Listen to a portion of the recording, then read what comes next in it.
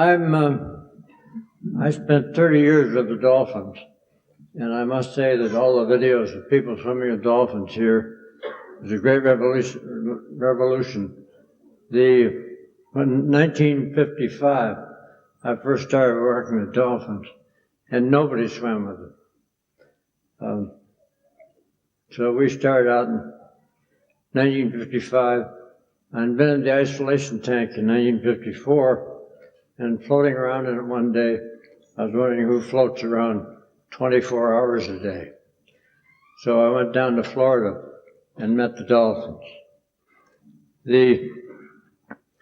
While we were working with the brains of the dolphins, the Tahitian trainer at the dolphinarium said, "Do you think that the dolphins can erect their penis voluntarily?" I said, "I don't know." So he said, "Come on." He took me over to a dolphin pool, and a dolphin by the name of Algae. He blew his whistle, and then when Algae approached him, he raised his arm like this. Algae turned over and raised his penis in 7 seconds. Well, I've been envious ever since.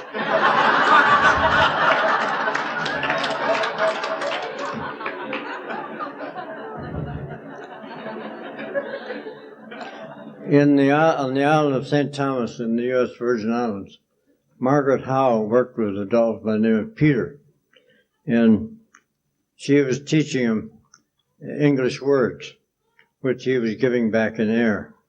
And he would work for about 15 minutes, and then he'd stop and get an erection. So Margaret finally figured out that the thing to do was to masturbate him and have an orgasm, and then he would work again. So she did this, and she operated that way.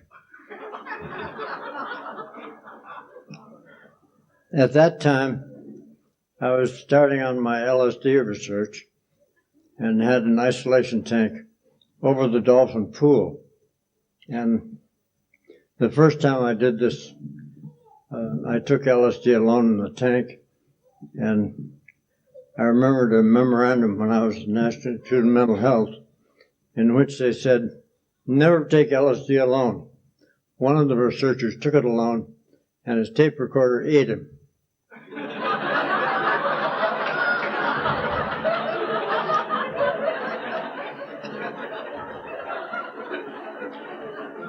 So I visualized this memorandum in the isolation tank at St. Thomas and was terrified.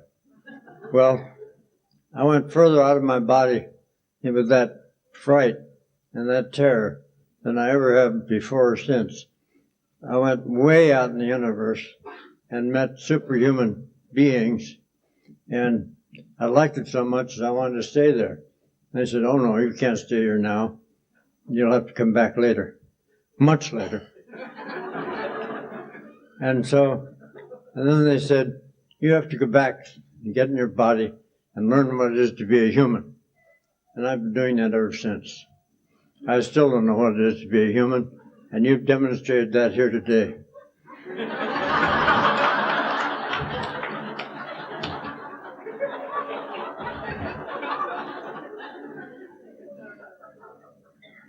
Well, we gave LSD, you have to give it by injection, to 6 dolphins. And 5 of them enjoyed it very much, and they'd swim along on the top of the pool and turn their beak down towards the bottom and turn on their sonar. Well, my first trip on LSD, the floor disappeared, and I saw the stars through the earth, and I banged my foot on the floor to find out where the floor was, and that's what they were doing. They were looking for the bottom of the pool with their sonar because their vision was telling them there was no bottom. The other dolphin, Pam, we inherited from Ivan Tors, who was a dolphin in the Flipper movies, who had been spear gunned 3 times. So she stayed away from humans completely.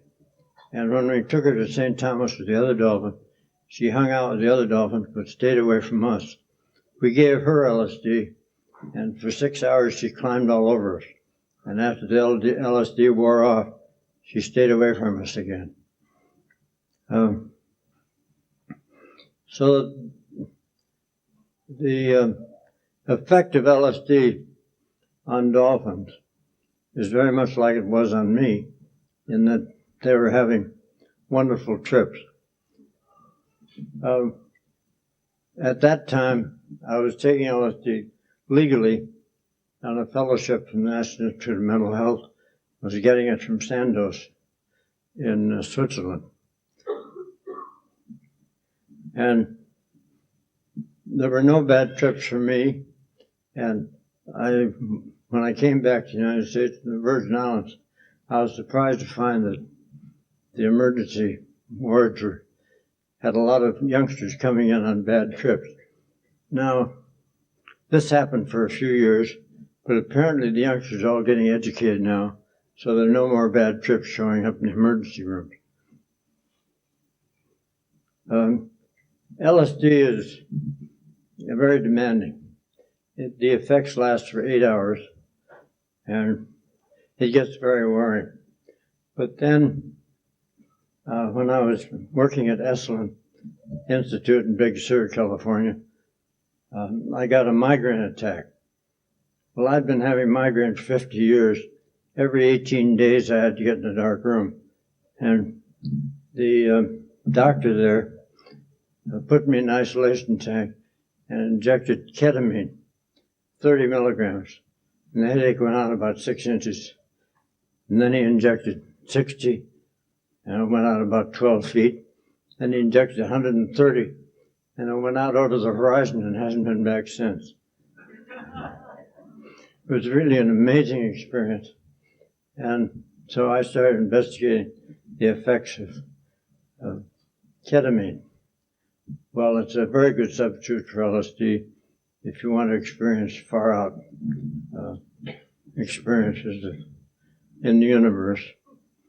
And to summarize this,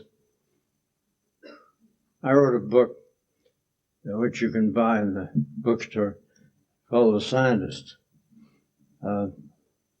There's a copy of it here. The picture on the cover was taken by Philip Bailey. And it's called a metaphysical autobiography, and it gives you some of the information about ketamine. And in the first edition of this, we call it vitamin K, but we admit that it's ketamine in this book.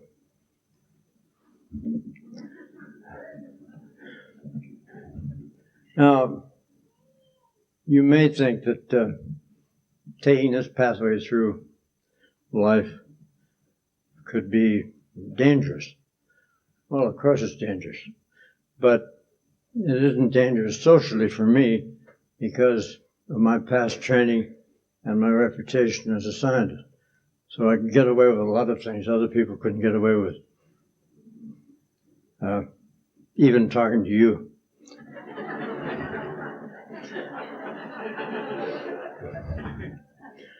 Now, what does that have to do with dolphins? Well, working with the dolphins, I was working on the brain of monkeys and cats before this with brain electrodes, and finally I did it on one dolphin. And we showed that the dolphin could stimulate its own brain through electrical impulses and electrodes in the positive reinforcement areas by his voice. The monkey couldn't do that, and the human can do it. Of course, that's language for us.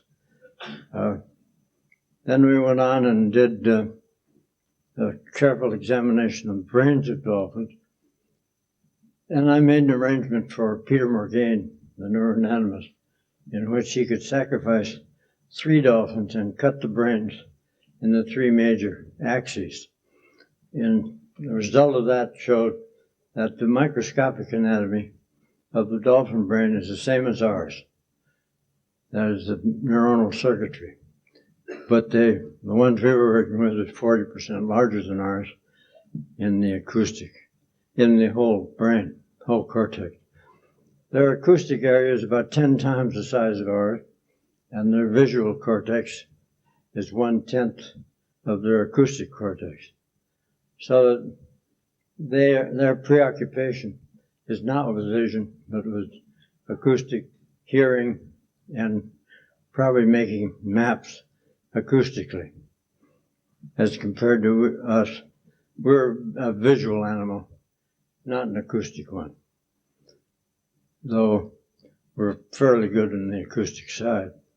We do have sonar, but you don't notice it until you're skiing or something of this sort where you need it.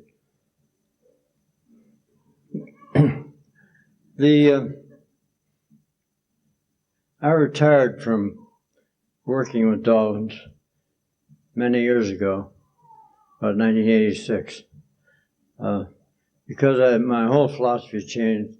I didn't want to keep my friends in a concentration camp anymore, and so I'd only deal with wild dolphins. But somebody had to do the work that we did in order to demonstrate who and what the dolphins are. So we completed that work, and I wrote 5 books about this. The first one was Man and Dolphin, and the latest one was communication between man and dolphin, the possibility of talking with another species. Well, let's talk about that. In 400 BC, Aristotle said, the voice of the dolphin in air is like that of the human, in that they can pronounce vowels and combinations of vowels, but they do not pronounce the consonants. Well, we discovered that humans, in emitting the consonants, produce ultrasonic sounds that we can't hear, but the dolphin can. So the dolphin is producing the consonants above our hearing. So when we learned the passband, they would pronounce the consonants. We set up a series of experiments with Scott McVeigh with a dolphin by the name of Elvar in Florida. And Henry Truby produced a list of nonsense syllables, vowel, consonant, consonant, vowel, 193 of them. And we divided these up into groups from 1 to 10 and exposed Elvar to them. And Scott dictated them to Elvar in air, and Elvar answered in air. Well, he could produce the 10 quite easily.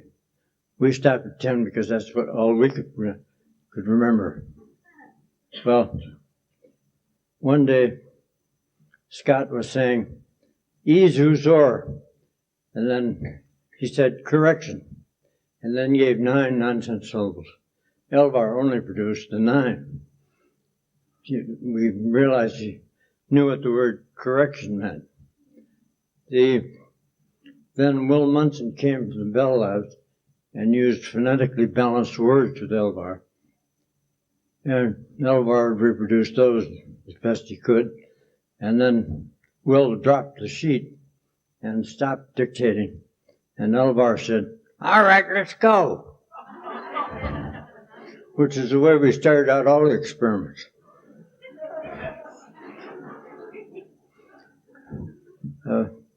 These experiences and the ones with Margaret Howe and Peter in St. Thomas, Peter would pronounce words that Margaret would give him to the best of his ability. And then he'd work for 15 minutes and then stop. And he'd get an erection. So Margaret finally discovered that if she masturbated him, and he had an orgasm, that he would start working again right afterwards. Well, I'm glad that they had her use a male dolphin.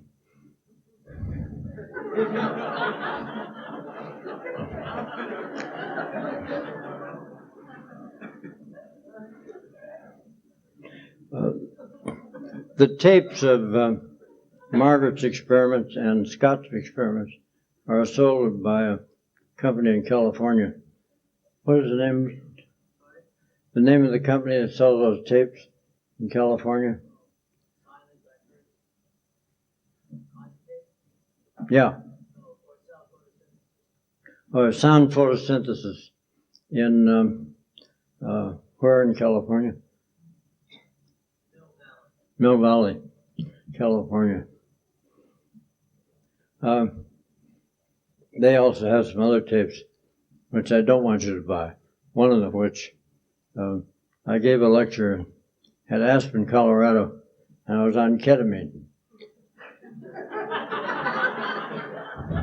And I went on and on.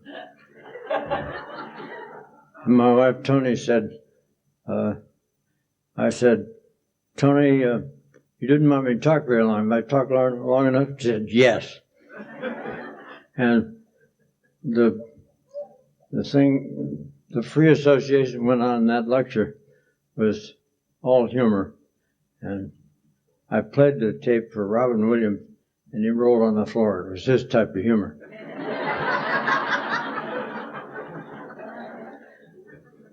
Well, I don't have any ketamine today, so you won't hear that kind of a lecture. Now, during the last few years, I got the concept of the Cetacean Nation.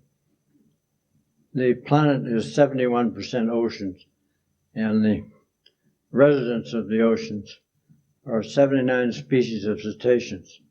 So, and of course we carry on limited warfare against them with the whaling industry and so on. And I'd like to see the Cetacean Nation organized and have its own rights of cetaceans under human laws and have an ambassador to the UN. Now, Patricia Forcan of the American Humane Society has volunteered to be the ambassadors to the UN from the Cetacean Nation. Maui is in the center of the Pacific, which is 50% of the planet, so the Secretariat probably could be there in Maui. We'll see as time goes on. Now, there's a man here who's looked at all of this very carefully by the name of Scott Taylor. I'd like him to come up and say 5 minutes about what this is all about.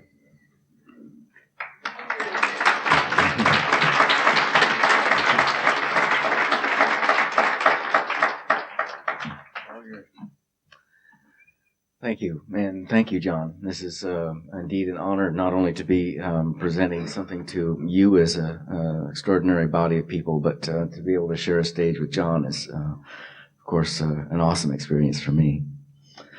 John said that recently he had this idea of Cetacean Nation. It's part of the humility of Dr. Lilly to say that.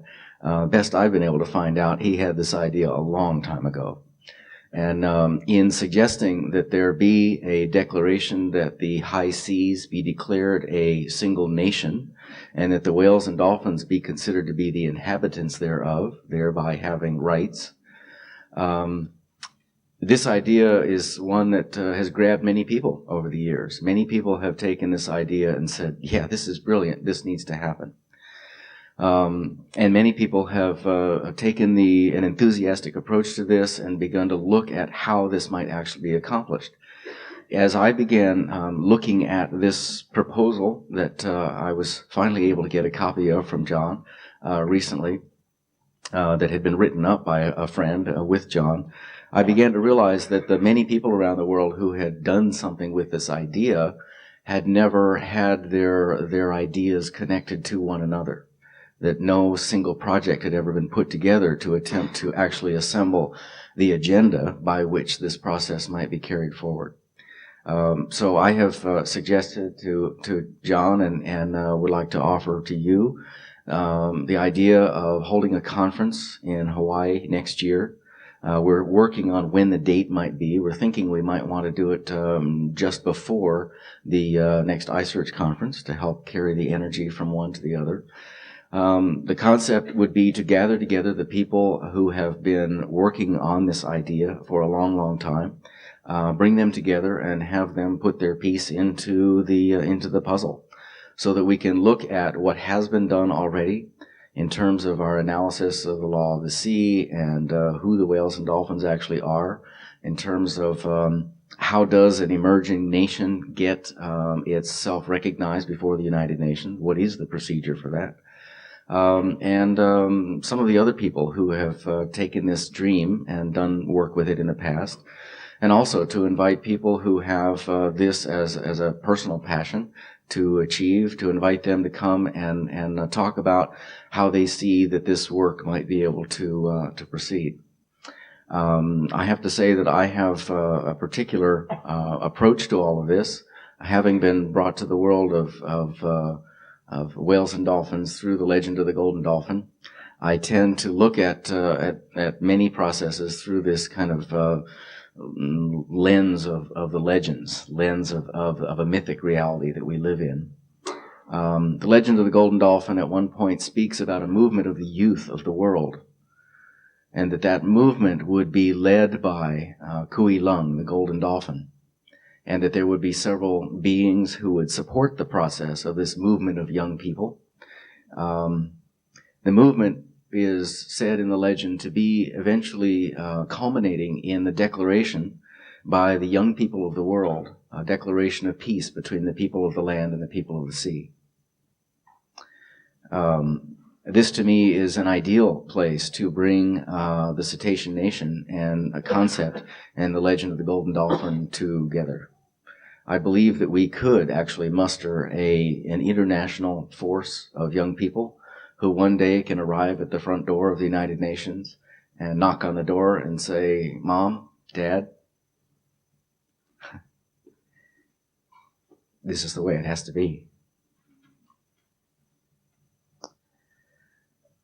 So the vision of this conference next year then is to bring not only the scientists and the legislators and the legal people and then the people who are the politicians of the world who care about these things, not only to bring them together, but to bring young people and to bring the educators and the people who are working so closely with the young people of the world together to bring a common dream to the world. I believe that no mother and no father of any culture can stand up to the claim by their children that this is the way the future must look. So we will be developing the details on what this conference will look like and exactly where and when it will be, and we'll let you know by every avenue we possibly can. So thank you. Thank you.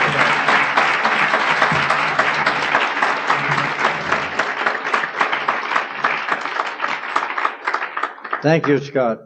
Now you can see why I asked him to present the Cetacean Nation rather than myself. The hope for the future is always with younger people. I'm 82 and a half now, and I've been around a long time, and I'm one of the survivors. And so all I can do is kick the youngsters into being more articulate about ideas that I've had and have them present them in an effective way. One of those is Phil Bailey, who makes sure that I get to these conferences. And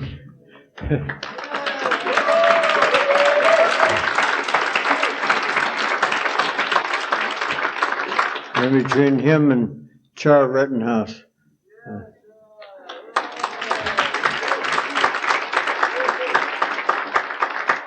who shares a room with me and makes sure that I change my clothes. I'm not autistic, but almost. Well, with that, we were going to show a video, but apparently it's too long. Right? Well, I think we got it queued up. How much more time do we have?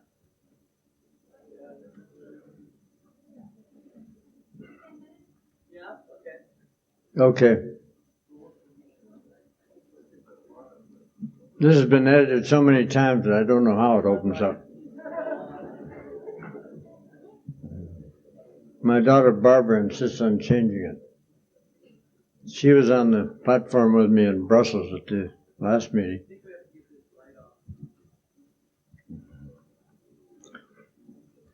And Barbara said before we got on the stage and she was questioning me, she said, you have 3 I don't knows.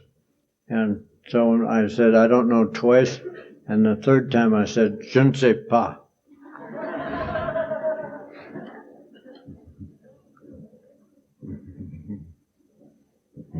Sounds and we roared and we didn't connect it. It's all connected, immediately connected to sounds with the positive reinforcement. And humans do the same thing, of course. That's language. We're trying to find the pertinent part. Depends on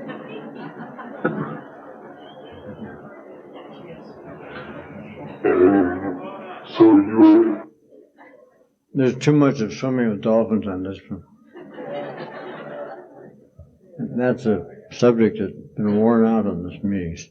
Can you speak a little bit of your project to try to teach English to dolphins? Yeah, that was done in 2 places, in Coconut Grove in Florida and the Virgin Islands. And Margaret Howe was teaching Peter the dolphin whole sentences. And from the next 6 weeks, he learned them. And he could reproduce them. And then in Coconut Grove, Stuart McVeigh fed nonsense syllables, combinations of vowels, consonant vowels, and lists of 100 more in groups of about 10, up to 10. And Elvar would reproduce those. And Scott made a mistake and said, no correction. And then he gave 10 more. Then Elvar only gave the 10 after the word correction. And one day, a man from Bell Labs was working with phonetically balanced words, and he dropped the list. And Elvar shouted, "Okay, let's go. Come on, let's go." And if you really succeed to really speak, 6th of January 1915, and my astrology sign is the goat. So I wear a goat key, double Capricorn. I have one brother who still lives in Minnesota, David, and my parents are dead, and I went to the St. Paul Academy, which was a military school in St. Paul, and graduated from there and went to Caltech in Pasadena. And I had a scholarship from Caltech. I was going to MIT, and then Caltech didn't accept the college board, so I took their exams, and they gave me a scholarship. So I went to Pasadena.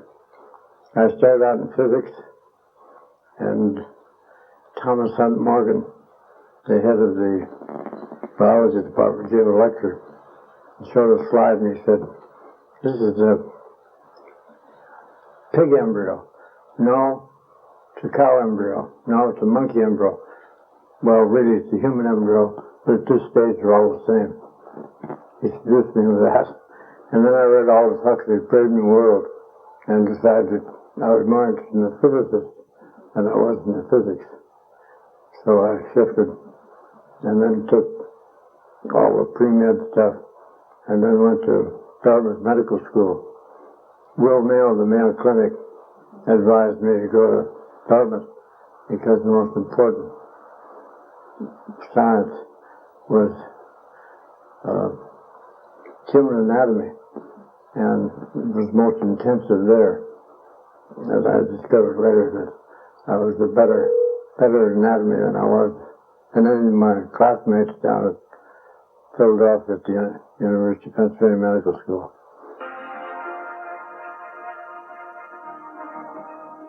One man who has done the most to affect public perceptions of dolphin intelligence has been Dr. John Lilly. Trained as a neurophysiologist, Lilly earned an early reputation for mapping out the pleasure and pain centers in the brain. Lilly has claimed that the large-brained dolphins and whales have an intelligence far more advanced than our own. I invented the isolation tank in 1954.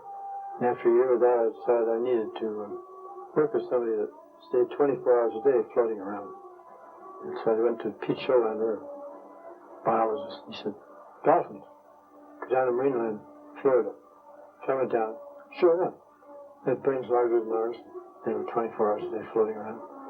And I thought, boy, they must meditate very peculiar things, you know? Yeah. Totally unique that we don't know anything about. Mm-hmm. And whales with much larger brains must be much further out than we are. There are the various brains, the man on the left, the dolphin on the right, the monkey in the middle, the cat on the left, and the dog on the right. Now you can see that the dolphin brain is folded, is a more spherical form than ours. The weight of the human brain on the left was 1,400 grams, and the dolphin on the right was 1,700 grams, a larger brain. And you can see that the cortex is very complex, fissured the way ours is, and even more so. Now, if we had a whale brain there, say a sperm whale, it would be 6 times the size of ours. Ooh. So that in the sea, there's a whole spectrum of brain size. Been on the planet now with brains our size 25 million years. We haven't been here that long. We've only been here with our present brain size about 0.2 of a million years. So they've been here, you know, something in the order of 25 to 50 to 100 times the length of time we have. And I just want to talk to such ancient characters and find out, you know, if they have any wisdom for us. I started research when I was a student at Caltech and continued that on through medical school.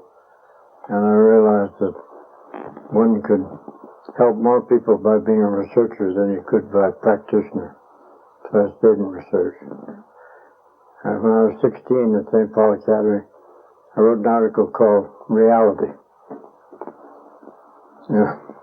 It's published in one of my books, in which I said, I can understand the thinking processes, but I can't understand how they're connected in with the activity of the brain.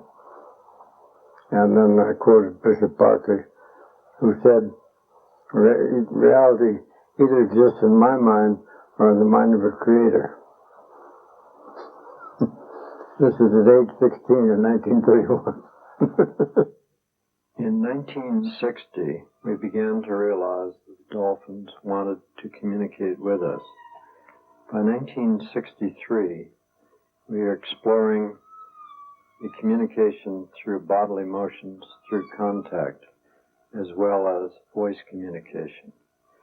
St. Thomas, U.S. Virgin Islands. We start with an historical sequence taken in the laboratory of the Communication Research Institute from 1960 to 1963. The pool is a sea-fed seawater pool fed by the waves brought into a wave ramp. The water changes every 2 hours, and as you can see, the dolphins are quite happy. Here we see David Lilly Jr. in his first contact with the dolphin Sissy. Sissy was with us from age 6 months for 7 years. In this sequence, Sissy is attempting to get David into the deep water. This is his first contact with a dolphin, a rather revealing one.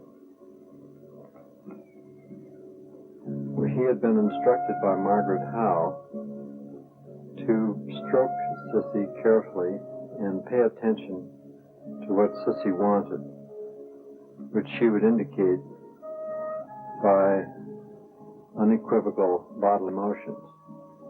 Here Sissy is looking at the camera. She was quite a clown and seemed to know whenever the motion picture camera was running. David was a little frightened and didn't want to go in the deep water. So Sissy accommodated him, climbed on his lap, and exposed him to her 400 pounds of weight. Here she's inviting him in the water by other means. Here she brings him her ball, flips it from her mouth under her left flipper, and dares him to take it away from her. There you can see it under the flipper, the orange ball. Here, John is going in with Sissy. She's sonarring his body to find out what he looks like. Here she is mocking John swimming in a tight circle around him, mocking his dog paddle.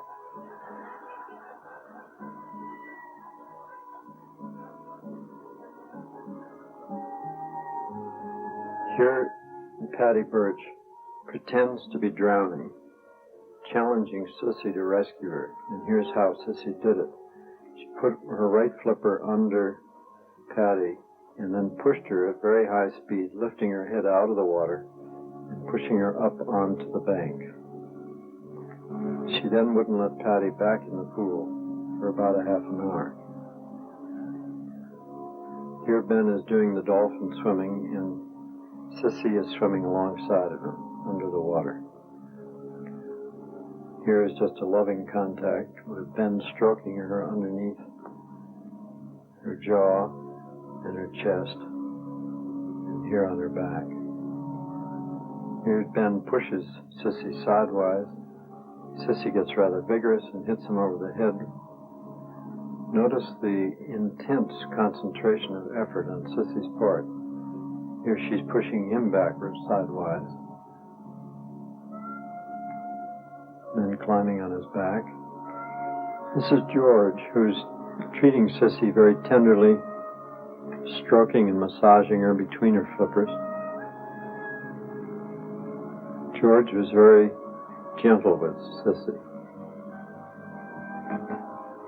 You can see the stoned appearance that she gets as a result of George's tender ministrations.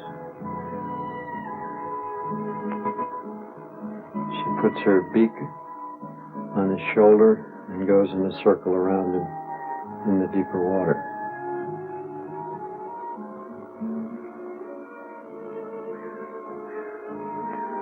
This very tender scene is terminated when Sissy suddenly swims with great power in a circle and pushes George off the platform on which he's standing. So he grabs on and starts stroking her belly again. This is Lois Bateson in her first contact with Sissy, once again in the shallow water. Sissy realizes that Lois is a little anxious and treats her very gently, keeping her in the shallow water and not putting her full weight in Lois's lap. She's apparently just waiting to be massaged. Boy on a dolphin. This is dolphin riding a boy. It is these kinds of interactions that convinced us the dolphins want to communicate. Sissy is mocking Margaret Howe's swimming here. Margaret spent 2 years with Peter, Pam, and Sissy, swimming with them and working with Peter on voicing English. Me, me, me, me, me, me, me. Not me, me, me, me. She was teaching this particular dolphin how to count in English. Now, there are very interesting things happen. He would learn to count from 1 to 10. Then you'd give him a sequence of integers, say 3, 4, 5, and he'd give you the next one. And then finally he would change the rules, and you'd give him 3, 4, 5, and he'd give you 4, 2, 1, count backwards. 1, 2, 3, 4, 5. 1, 2, 3, 4, 5, 6. Hey. Oh, no. You talk to me in air, Peter. In 1954, I invented the isolation tank. We have one here, in which you're deprived of all the physical senses, as we know, sight and sound, temperature, and so on.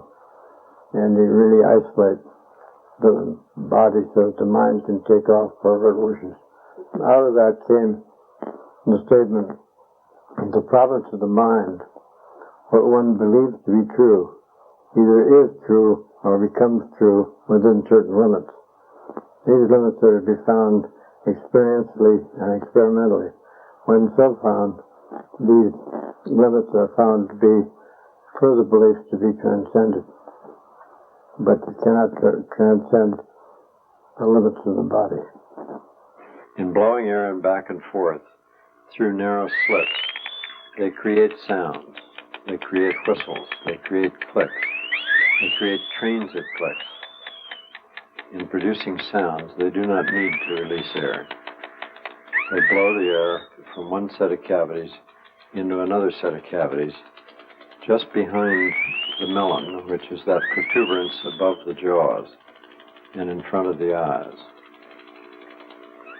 They have at least 4 and possibly 5 sonic emitters, each one of which is independently controlled.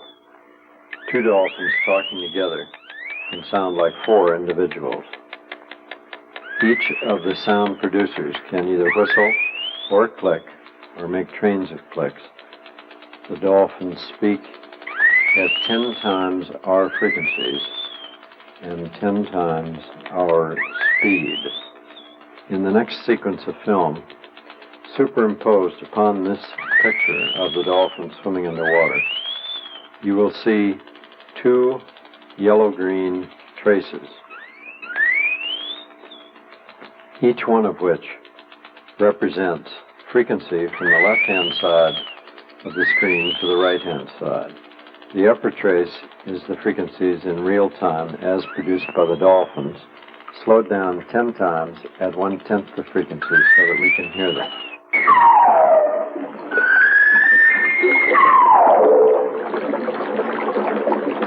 Hoffman and I agreed that you say what happens. You get out of your body and you travel through the universe and you meet superhuman intelligences and all this, and then you come back and try to put in words what happened. And then you realize that everything is beyond the screen of words. What was I like first? I don't know. I spread out and, became something hyper, way beyond the human body. And they were also. And we exchanged information directly, mind to mind, no words at all. Through the entire process, you were aware of yourself.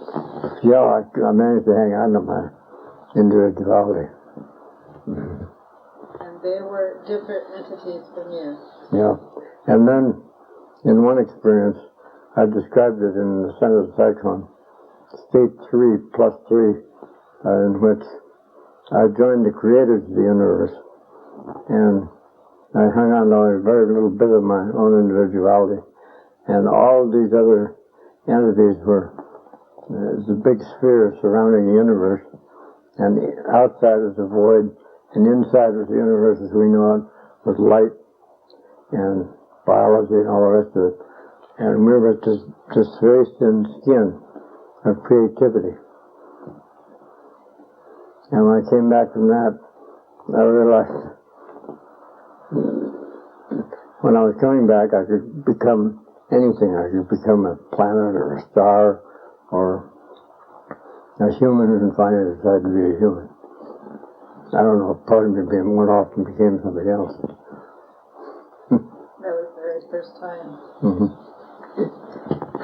No, that was the 50th time. The first time it wasn't quite that, it was something else. But I was able to do this all legally because I had a National Institute of Mental Health Fellowship. And so I was given permission to get my LSD from Sandoz. And that Hoffman was manufacturing there. And so it was all done legally. To get acquainted with dolphins so that they will work with you, we swim with them. We stroke them. We massage them. We are establishing ourselves as their friends. And they will work very hard for their friends, but will not work very hard for people that are more remote or who are strangers. program is called Janus, for the two-faced Roman god, which one face faces dolphins, the other face faces the humans. Since dolphins speak best underwater and we speak best in air, we must adapt to this. And the aims of the research program are to establish a communication, but here we prefer to teach them a language, a third language, neither Dolphinese nor human language. The human operator, here John Kirk, in the mobile laboratory beside the dolphin pool, is using the computer to generate the sounds of Janus. Here you can hear some of these sounds. You can also see the symbols appearing on the screen as the computer interprets the sounds going out to the dolphins. In a similar way, the computer interprets the sounds coming back from the dolphins as they emit their sounds. I assigned specific frequencies within the dolphin's hearing range to each letter of the alphabet and numbers. And we combined those into words. So words, when you reduce the frequency so humans could hear it, each word had its own little melody. The sounds for each one of these symbols are coming out in the human range here and in the dolphin range here underwater, which is way above your hearing. You cannot hear these sounds. The dolphins will work for about 10 minutes, 10 to 15 minutes, concentrate on the task which we impose upon them, and then suddenly will leave and relax. The dolphin is sitting on the bottom watching the monitor and relaxing from the task, but at the same time producing sound. Human operator on the left, Jennifer, and the dolphin in the water are interacting here. Jennifer is speaking into a microphone, which goes to a computer and then generates an underwater sound in the dolphin's hearing range. Through channel, through square.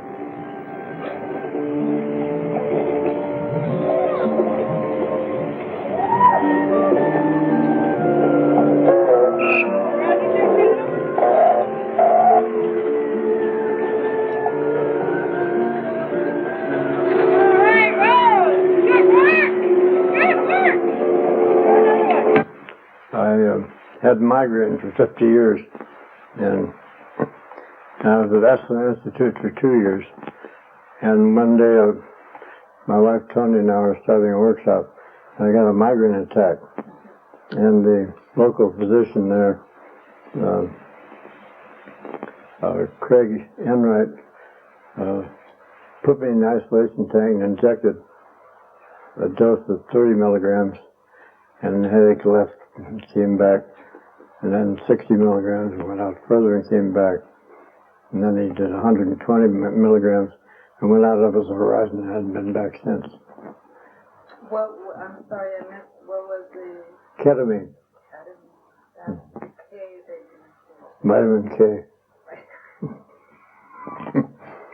In this book, I admit that vitamin K is ketamine. Nope, haven't had one since. 50 years and then nothing for 30 years. They'll join their friends out in the Gulf. Returning dolphins to their natural habitat is not simply a matter of setting them free. Years of captivity have dulled their wild instincts. They have grown dependent on humans for their very survival.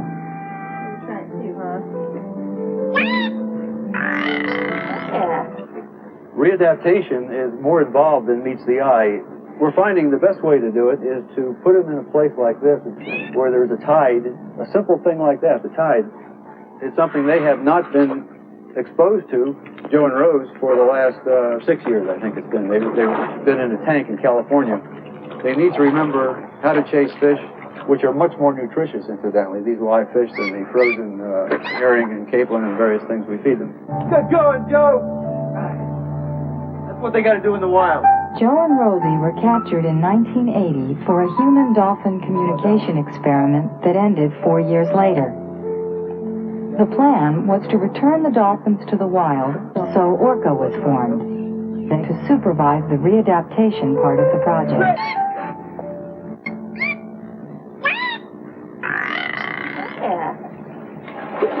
The dolphins have been freeze branded. Joe wears an arrow. Rosie a circle. The symbols will be important for identification once they go back to the wild. They were supporting the dolphin research. NIH and NASA and Department of Defense were all supporting that. I was doing all the LSD research on the fellowship from the National Institute of Mental Health. So we were well supported. And then when they made it all illegal, from what I understand, they requested you to return. Yeah, right. That was when I was still in St. Thomas.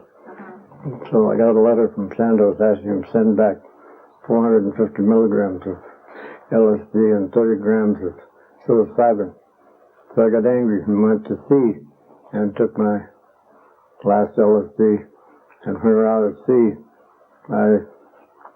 suddenly I got a feeling of a big presence nearby, and somebody on the boat shouted, "Whale!"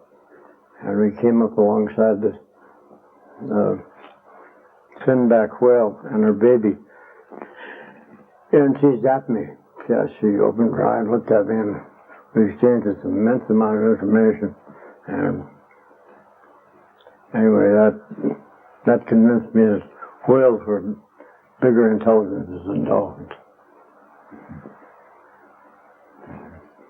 Now, you, in the book somewhere, it said that you also gave LSD to the dolphins? 6 of them. 6 of them. Yeah. And what was that like? What kind of things did you... I didn't take it at the same time. I gave it to 6 of them. And Pam, who had been in the Flipper series with Ivan Torres, who had been spear gunned 3 times, stayed away from humans. When we gave her the LSD, she climbed all over us, as long as the LSD lasted. And we found that they would go swimming along near the surface, turn their beaks down towards the bottom and turn on their sonar. And then I remember my first trip on LSD, I banged on the floor because I saw the stars through the earth. And so they were turning on their sonar to find the bottom of the pool.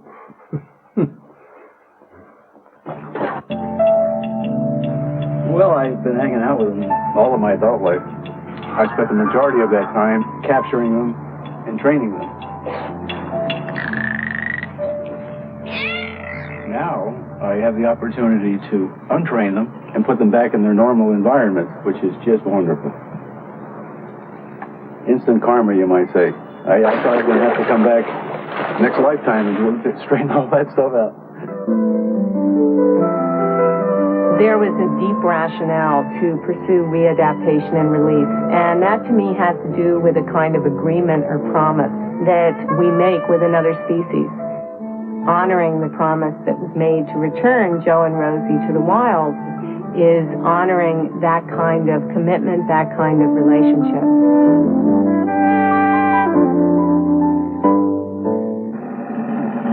Go. All they started isolating situations in which people had bad trips, and they overemphasized those and took that as an excuse to abolish it. You're an experienced one. What causes a bad trip, or what is a bad trip? There aren't any more. There's more LSD being taken a day than there ever has been. No, people learn. So we have this concept. 71% of the planet is the oceans. And the citizens of the Cetacean Nation, 71% of the planet, should have a representative in the UN, the human representative. So we're seeking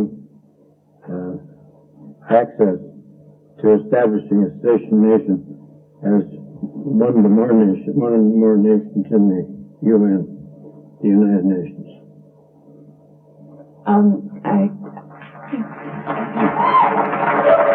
We need somebody to represent the Cetacean Nation at the United Nations in New York.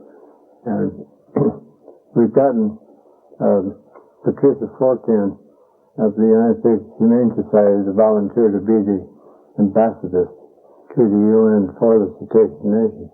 And I think if we get that going, we get support for the communication research. We need a new organization called the Cetacean Nation. 71% of the planet is water, and there's 79 different species of cetaceans in it. What is it that you read? The here and now. You must expect the unexpected every hour of every day. I've read 15 books altogether, and it seems to me that I'm waiting around for somebody else to push it further. I wrote that book, and The Scientist, and I pretty much was finished saying what I'm going to say. Cosmic love is absolute ruthless. It teaches you whether you like it or not. St. Paul in the Irish Catholic tradition, and I became an older boy. So I learned the responses in the Mass in Latin. I didn't know what they meant, but I could reproduce them. So I could say, for instance, Dominum Viscum, Ecum Spirituo, and Sustitia Dominus Sacrificium de Manibus Tuus, Abalamacorum, Non Suiad, Catum Corporinus, Tritius Quae Ecclesiae Sui Sancte. And Misa est, go, the Mass is over. Then when I was 12 years old, I had my first orgasm, and I felt like God had entered me, and then I went to confession, and the priest said, "Do you jack off?" And so I knew that the church considered sex to be sinful, so I left the church right there.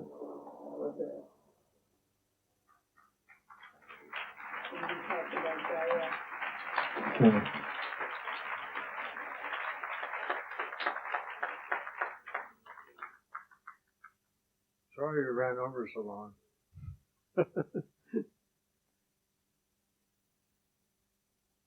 Well, that's it. I hope you enjoyed it. And I'll be around for questions later. Thank you.